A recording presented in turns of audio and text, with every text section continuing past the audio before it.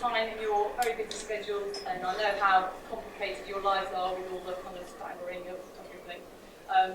But I also want to thank these guys very much. Keena, come all the way from Bromyard, and Richard from Hereford. We're coming today and giving up their very precious time. And it's great to have a full room. What we're going to do is we're going to start. Keena's going to kick us off, tell us some stories about her experiences, and then we're hoping to have a bit of interaction, and then Richard will talk and a bit more interaction. We'll finish at 11. I know some of you will have to leave, so we'll finish at 12:30.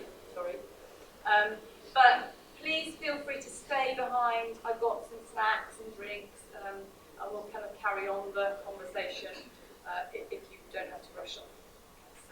So it is my great pleasure to introduce Keena. Keena is a parent who's had children here, and she's from Bromyard and recently ordained, and she's going to tell us a bit of her story. So thank you so much, Keena.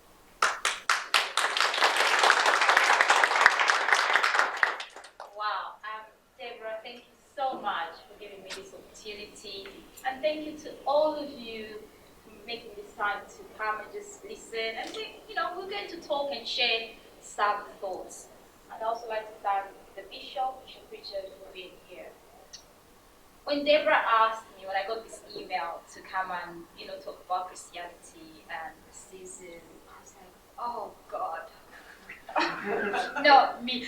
I was like, oh, I can't do this. What am I going to say? I was like, oh God. I started having conversations with God. I can't do it before I could respond to her email. I went to my husband and said, oh, love, I have to say, yes, go and do it. And I said, no, what am I going to talk about?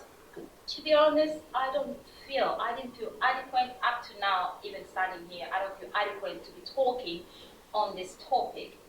But one of the things that persuaded me and gave me an excitement to look forward to come and talk to you about it, I began to reflect on how did I feel when I watched that video of George Floyd. I know it's been months, but I just took myself to that moment, how I felt and what went into my mind.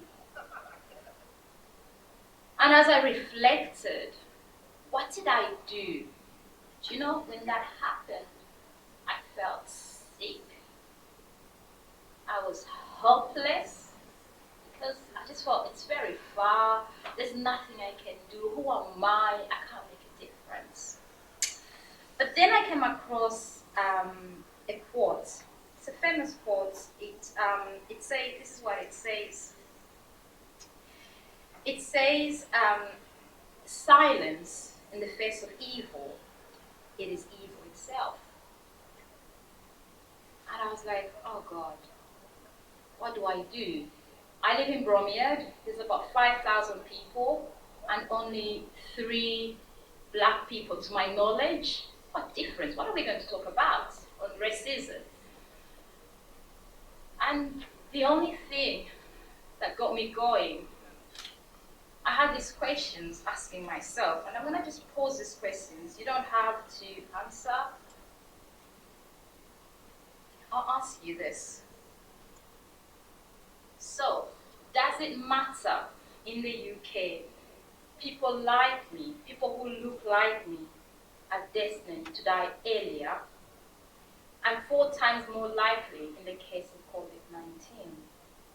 Does it matter that the police are twice likely to find young black men under lockdown rules than their white counterparts? Does it matter that black people are 10 times more likely than white people to be stopped and searched by police? Does it matter that black offenders are far more likely to be sent to prison for drug offenses than white people? All these questions came a lot in my mind. Yes, it's very exciting. I got involved in conversations, friends signed petitions. Some other clergies had sermon series. We prayed, we did things. Great and fine. Those are all good stuff. But where does that take us? What difference does that make? I then went to have a conversation. I just want to share 2 stories among some of the most wonderful, painful, long conversations I've had with people. And mainly people from my church, and these are Christians. First of all, I must let you know, some of my black friends, black British, they've told me, you just don't get it because you're not black British, you're African British, or you're African. So I was like, what are you talking about? She says, Kina, what gives you the right to talk on racism in this country when you haven't gone in this country? So to give you a background, I was born in Angola. My parents went in exile in Zambia, so I was a refugee. Later grew up in South Africa. My husband is English. So there's all this, even within me, a sense of identity. Who am I? Am I Angolan? Am I Zambian? Am I British? Where do I belong? So I get my black British friends who just says, no, you don't get it. So I says, fine. How am I going to understand it? How am I going to get it? Help me to understand this. And to be honest, the people I had, most of them were white people. As I said, there's only 3 black families in Bromyard, myself and 2 other families. I didn't even reach out to them to talk about it because I didn't feel it was helpful going to a black person, let's talk about the issue of racism. So I started a conversation with some members in my congregation. One of the stories went like this. I called her. I'll call her by the name of Sally. Sally, what do you think what's happening about this Black Lives Matters? She said, Kina, it's very sad. So I said, what do you mean? She says, it's not long ago, I've got memories of my mom and I walking in London in like the 60s, where I remember vividly, she told me this, that as she walked, she saw a sign written, no Irish, no blacks, no dogs. And she turned around to her mom. Mom, why is that sign in it? It was a hotel. Why are Irish, blacks, and dogs not allowed? Her mom didn't answer, just dragged her. Says, no, blacks, dogs, and Irish are not allowed. And they just walked out. And she said, Kina, I have struggled with that memory. And sadly, my mom died and never really got an opportunity to follow it up. Hold on to that story. The other conversation I had was with a lady. I went to her again. I'll call her Sarah. Sarah, let's talk about this. She said, yes, Kina, I'd love to talk about it. And she says, Kina, yeah, all these Black Lives Matters, issues of racism. Do you know what? I think I was a racist as well. So I said, then what happened? And can you tell me more about it? Then she turned around, she says, Kina, I'd always thought white people were better than any other race. So I said, okay. Why? How come? And we had a conversation.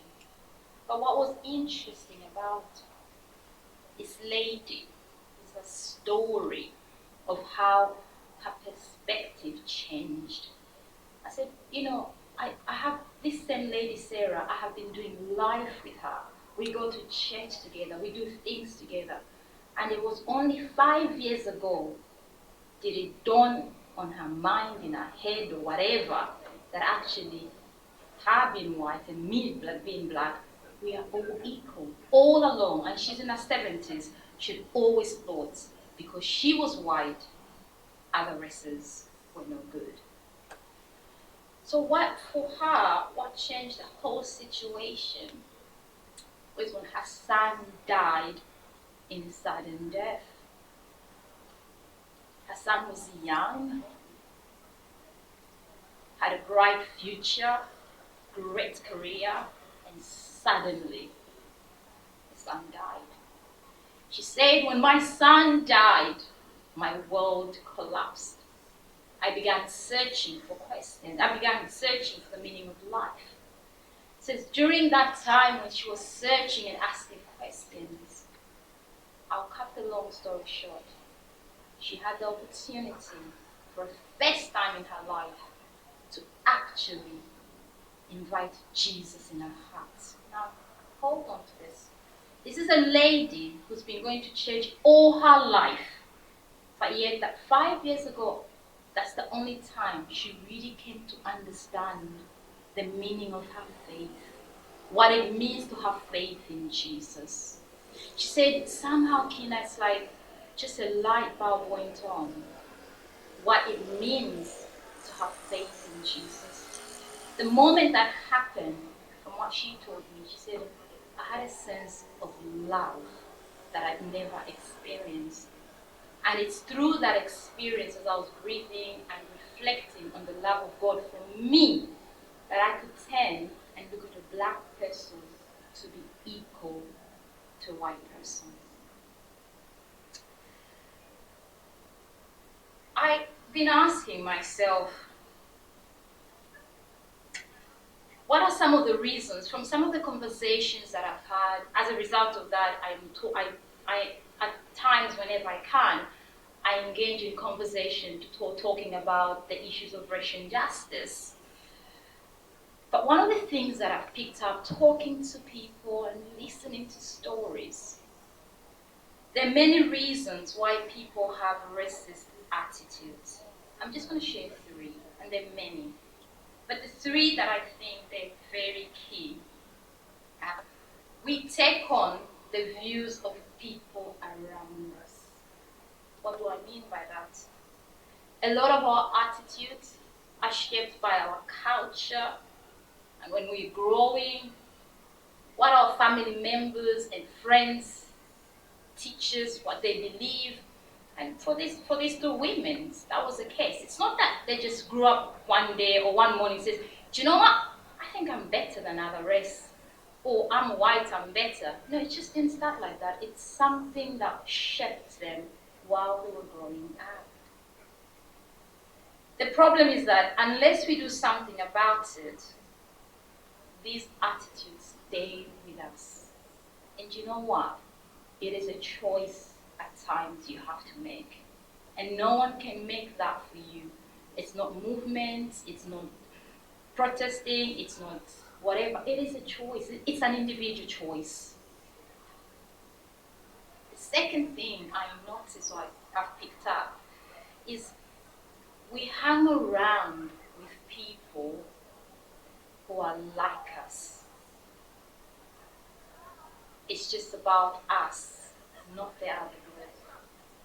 Yes, it is normal to spend time with people that have the same interest, background, culture, and language.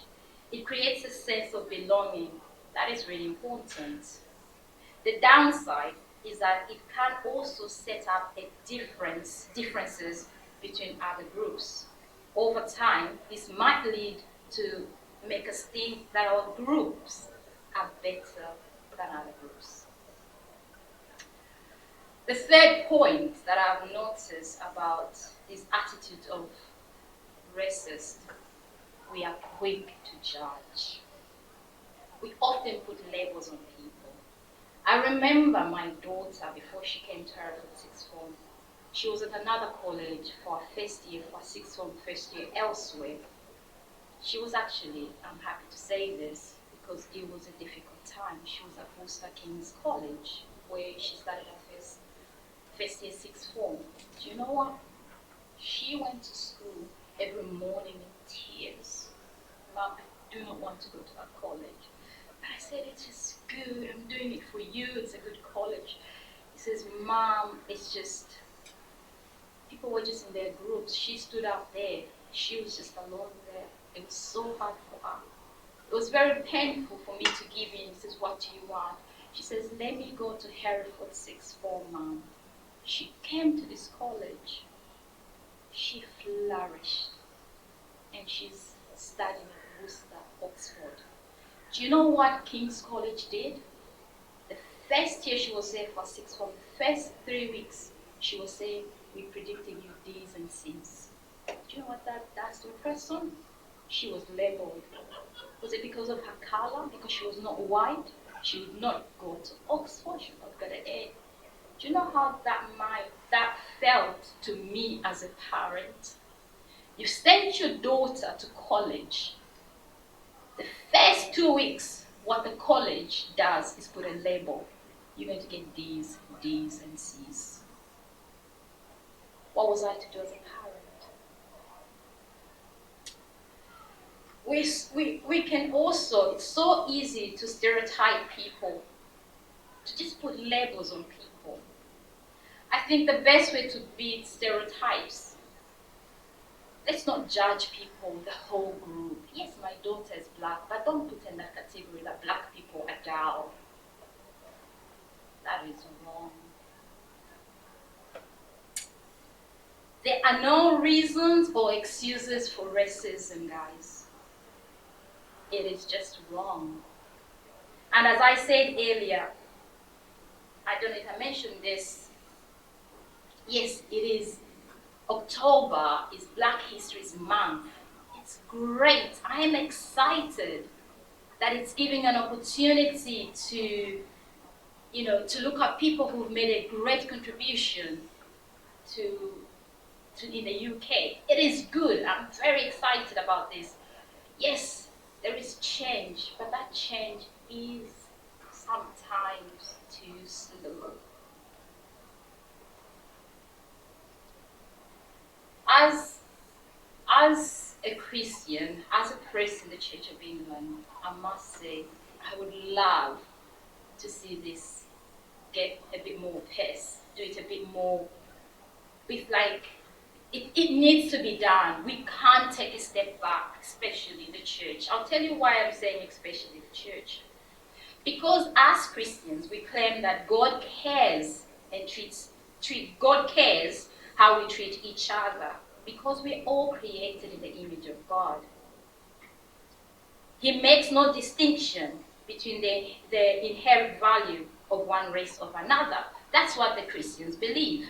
But the story, as I shared earlier, within the church, is quite a different story.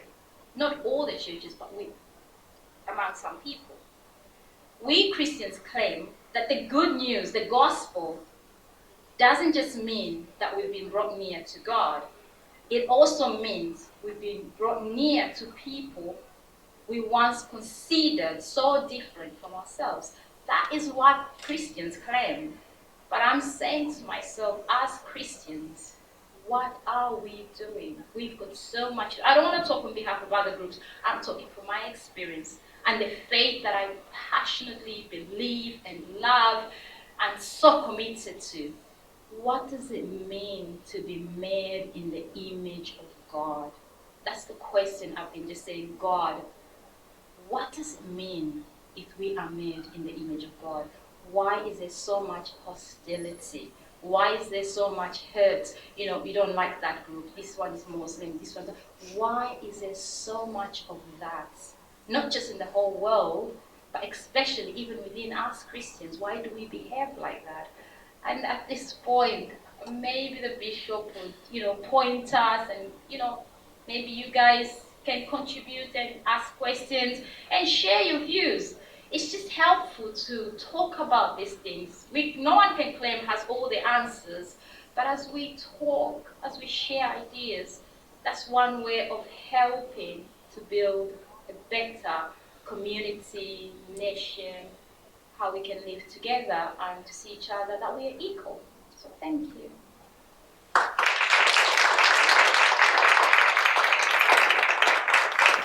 Now we're going to move on to the second of our kind of subjects, which was the title was Christianity, Racist and Irrelevant ? So Richard is going to move on and kind of talk about that aspect. Well, thank you. Thank you, Keena. I just wanted to pick up a few things that Keena sort of left at the end of her talk, which was about a bit about culture. and how the fact is that we imbibe our attitudes to lots of things from the environment that we're brought up in, our parents and things like that. You may be surprised, I'm the Bishop of Hereford, which means basically I'm sort of supposed to be in charge of all the Anglican churches in the Diocese of Hereford, which is Herefordshire, South Shropshire and a few parishes in Wales and Worcestershire. And one of the things that I think is a challenge to me is that what Keena said there is absolutely right, is at the heart of our Christian understanding of who we are as human beings, is that God loves all of us, whether we're black, whether we're white, male, female, wherever we're coming from. And actually the image of heaven that you get at the end of the Bible is not of all of those cultures sort of merging into one, but actually of all of them together and all of their rich diversity saying something amazing about God and his creative power. And I think one of the problems that I encounter as a leader in the church is that actually in many ways a lot of folk in the church need converting, because actually a lot of their attitudes, I find, are shaped by their culture and upbringing, particularly if they're a bit older. They were brought up in an age which was much, much more racist. And I've been quite shocked, actually, in the attitudes that I've encountered in the wider culture, not in the church, but in the wider culture in Herefordshire. I write an article, a little column in the Herefordshire Times every 3 weeks or so. And I wrote something the other day about racism. And I don't look at the comments on the Facebook Herefordshire Times page, but they were really, really horrible, actually. Really horrible, racist comments. I'm just amazed that people feel that they can do that sort of stuff. I suppose people can write horrible things on social media because you can sort of do it anonymously. So I think there's still a long way to go. And I think because I have a responsibility for the whole institution, when the whole George Floyd issue raised this issue for us in the institution of the church, I felt, well, that we need to do something practical about this. And the reality is that all of us have what's called unconscious bias. And we'll make judgments about things without looking into the issue fully. So one of the things that we've done in our church is that where people apply for jobs, they'll have a big application form. The front page will be all of their personal information. So what we do now is when we get applications for jobs is we take the front page off. So the only way that people can make judgments about someone, whether they're suitable for a job or not, is not to know their age, not to know their gender, not to know their race. All they make judgments on is what's in the paperwork. And that's very, very interesting, because people go, oh no, we need to see the front page. No, you can't see the front page. You've got to make a judgment on the basis of what you read in the paperwork. And that leads to some really fascinating conversations, but also a much fairer assessment of where people are. Now, of course, I suspect you may find, as you go out into the working world, that you may be subject to unconscious bias, actually. And I think a lot more companies ought to do that sort of thing. Certainly when you get to my sort of age, people experience unconscious bias in the employment market, because once you get late 50s, early 60s, people don't want to employ you. And actually when you're starting out too, people sometimes think, oh, we want someone more experienced, and there's that unconscious bias there. So it's a little thing, but it actually can make a huge difference, actually, in the way that we approach things. And I do find myself, people say things to me that are racist. As Keena said, being silent is actually to acquiesce to it. So people say things to me that are racist. I produce a little video every week, which I broadcast to folk in the church. And when people say things like, they start a sentence with, "I'm not racist, but," well, that means I'm racist, basically. I'm not racist, but then I'm going to say something racist after the but. Because I've said I'm not racist, that will make you think I'm not racist. But actually, you are racist, because if you say I'm not racist, but you're basically being racist. And actually, sometimes we need to be. But not be afraid to call people out on that sort of stuff, because that's how those attitudes are perpetuated.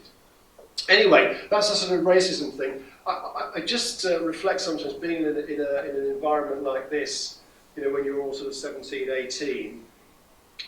If I'd been in an environment like this, I would have been one of the ones heckling at the back against this funny old religious bloke who's coming and talking to us.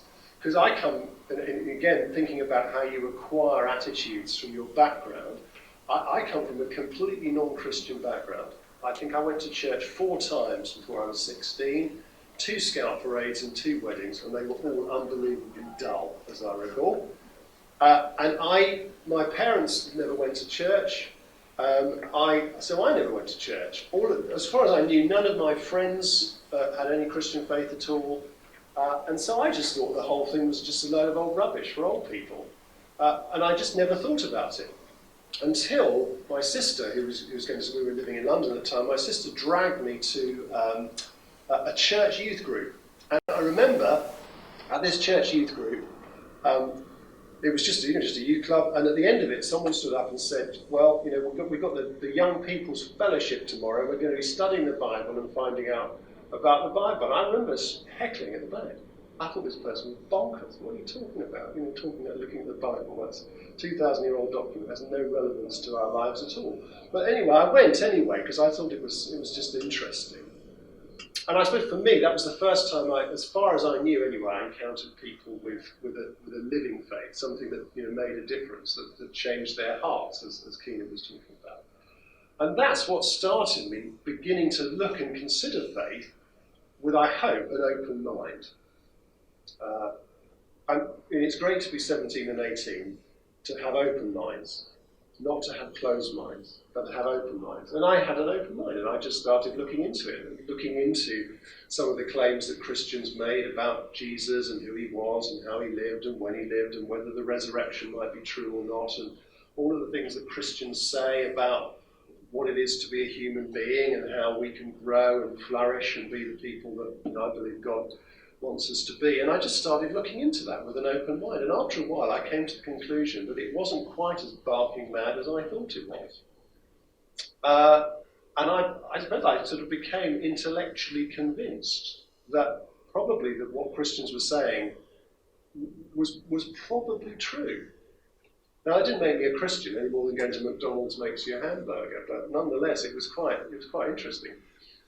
And for me, the challenge was whether I was going to translate that into personal commitment, because actually, Christian faith is much more than just believing a few things about God. It is also a belief that actually, in order to find ourselves and flourish as we're designed to flourish as human beings, actually that flourishing happens best in a relationship with God, which you have to sort of consciously enter into. And so I sort of grappled with whether I should or shouldn't do that. And it was a really hard thing for me to do. And actually, I suppose for many people, their journey of faith is quite a gradual thing. Whereas I know that I sort of made a decision to become a Christian at 28 minutes past 10 on the 4th of November 1978 when I was washing my grandmother's car, roughly. And that was a point where I said, okay, I'm now going to be a Christian. I'm going to give my life to Jesus and follow him. And at the time, I had an extraordinary, sort of very vivid experience of the reality of God. It was fucking gross, really. It almost felt like someone pulled the top of my head off and poured something in. And it was just an extraordinary experience. And that is 1978. That's an awful long time ago now. But that has been really the sort of touchstone of my life ever since.